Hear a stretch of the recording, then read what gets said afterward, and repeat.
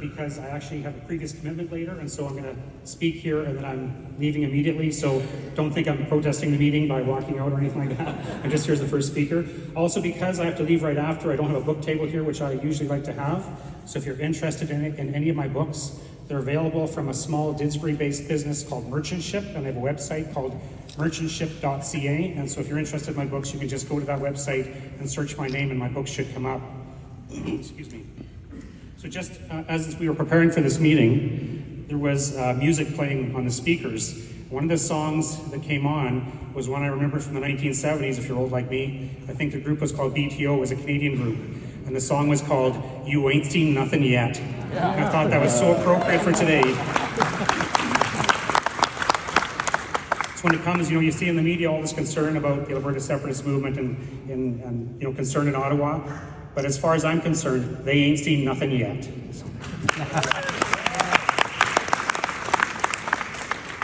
So after decades of futile efforts to reform Canada, it is now time for Alberta to strike out on its own and form a new independent country.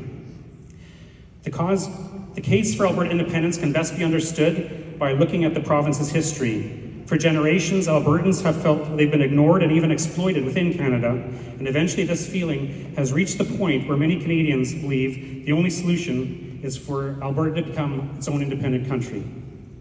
What is now known as the Prairie West was originally part of Rupert's Land, the vast northwestern wilderness territory of the Hudson's Bay Company. In 1870, Rupert's Land was purchased by Canada and annexed to Canada without consulting the people that lived here. There were already people who lived here, especially in the Red River settlement. There was thousands of people there. Some of them had farms and things like that. And some of them had better ideas or different ideas about what they wanted for their political future, but they were annexed to Canada without being consulted.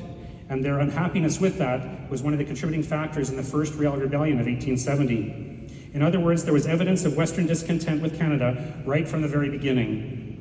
Then the prairies were filled with settlers to pioneer the land and create an agricultural economy.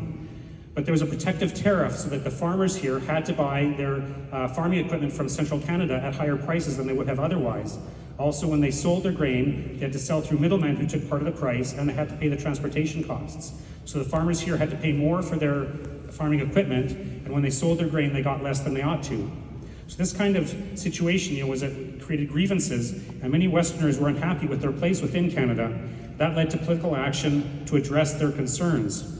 But they were not angry enough to consider becoming independent from Canada at that time.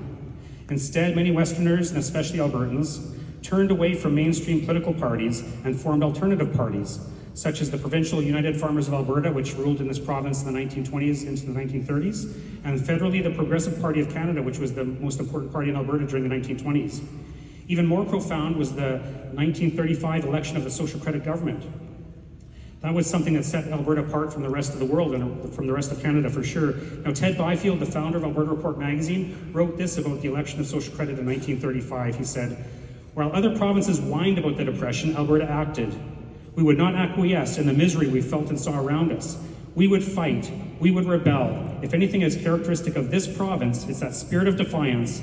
Push us far enough and we will strike back. That was our record and that is our reputation."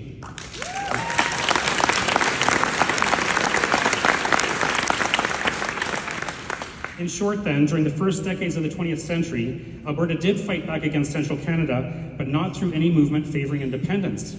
That all changed when Pierre Trudeau became Prime Minister in 1968.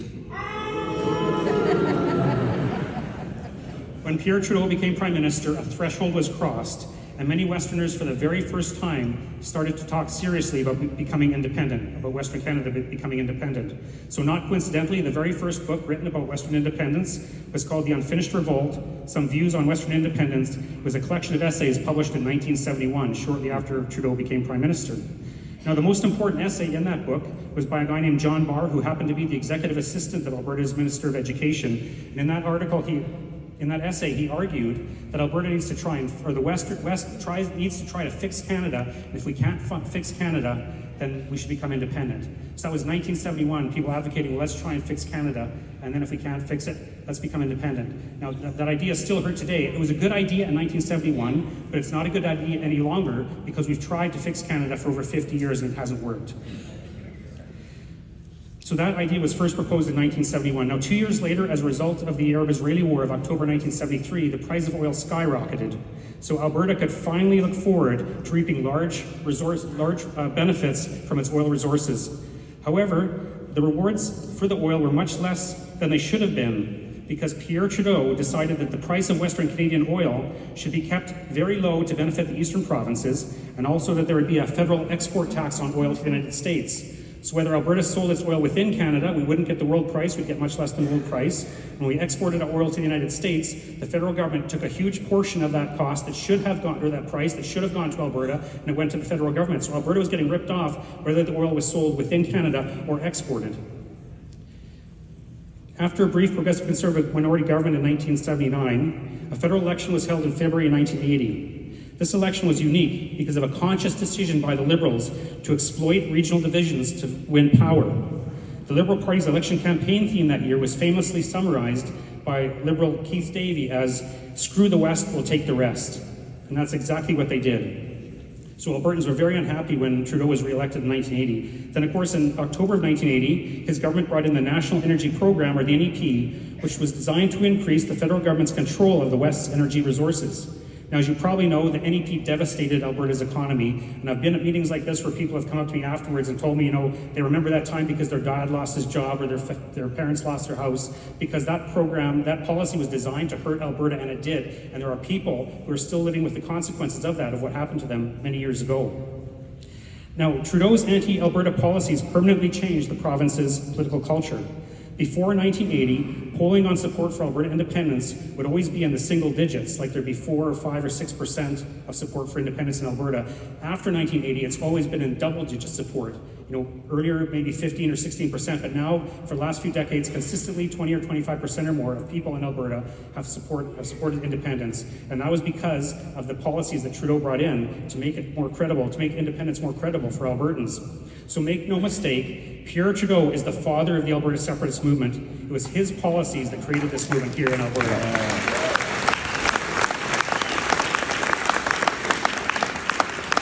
So despite growing support for independence at that time, there were still many people who believed that reasonable reforms could be implemented in Canada to accommodate Alberta within Confederation. Now, among those people was Senator Ernest Manning. He had actually been Alberta's longest-serving premier from the 1940s to the 1960s. He became a senator afterwards.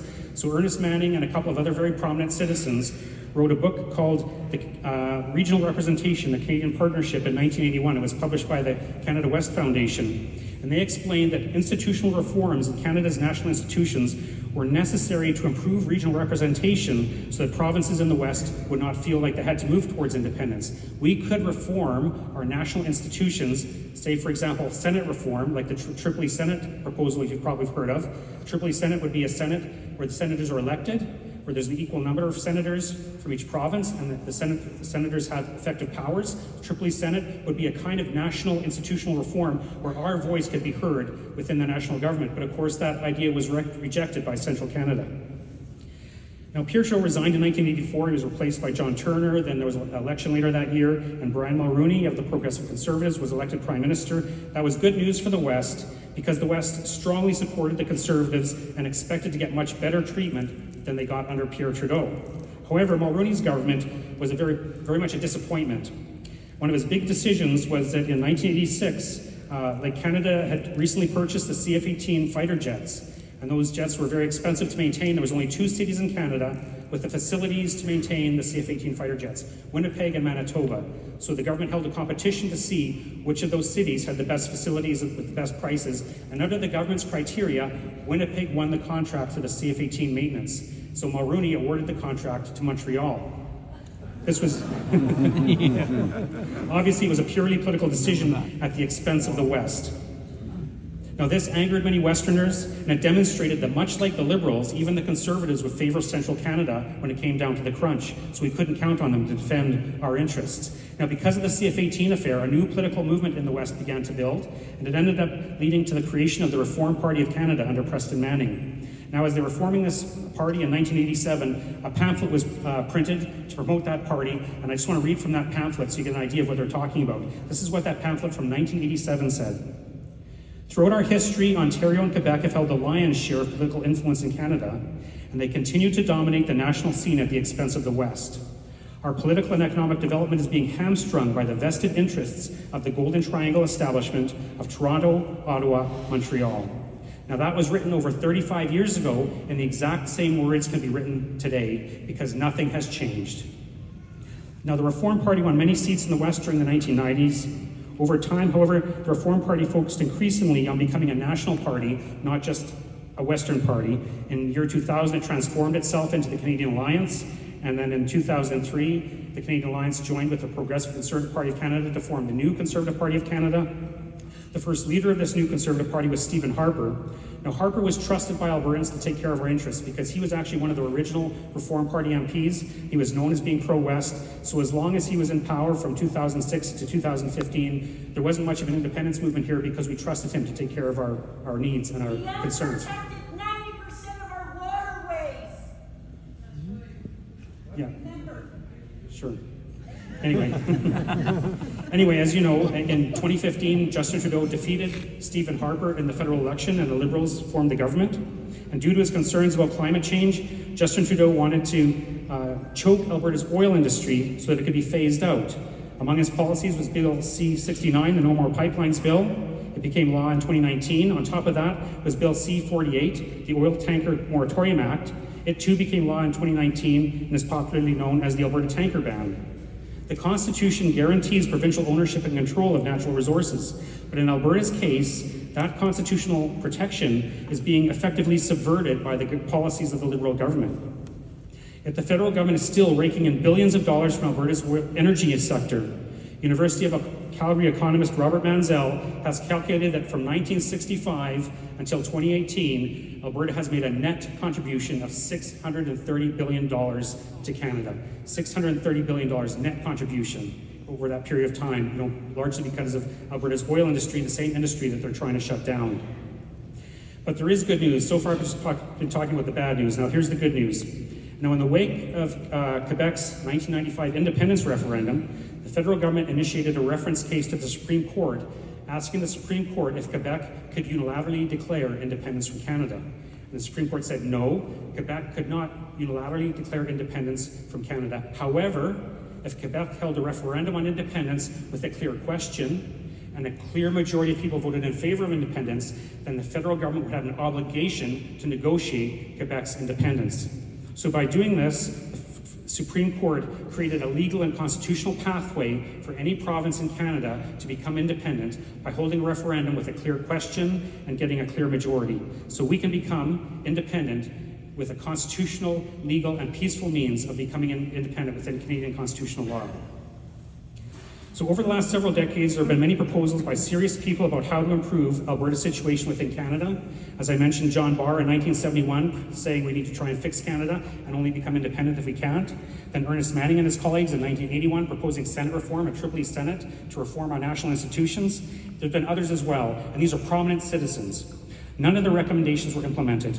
Most significant, of course, though, was the Reform Party of Canada. Alberta voted overwhelmingly for the Reform Party during the 1990s, but Canada's political system could not be fixed.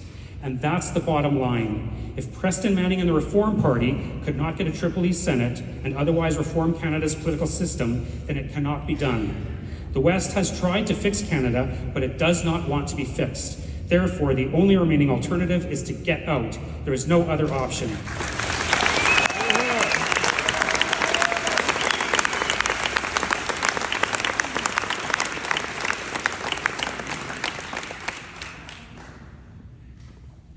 Thank you.